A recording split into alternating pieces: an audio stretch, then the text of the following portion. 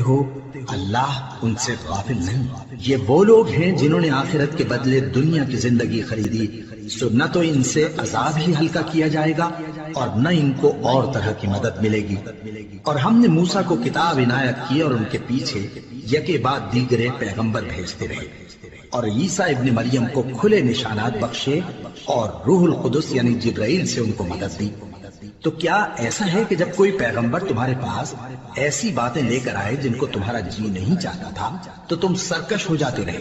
اور ایک گروہ انبیاء کو تو جھٹلاتے رہے اور ایک گروہ کو قتل کرتے رہے، اور کہتے ہیں ہمارے دلوں پر پردے ہیں؟ نہیں، بلکہ اللہ نے ان کے کفر کے سبب ان پر لعنت کر رکھی ہے،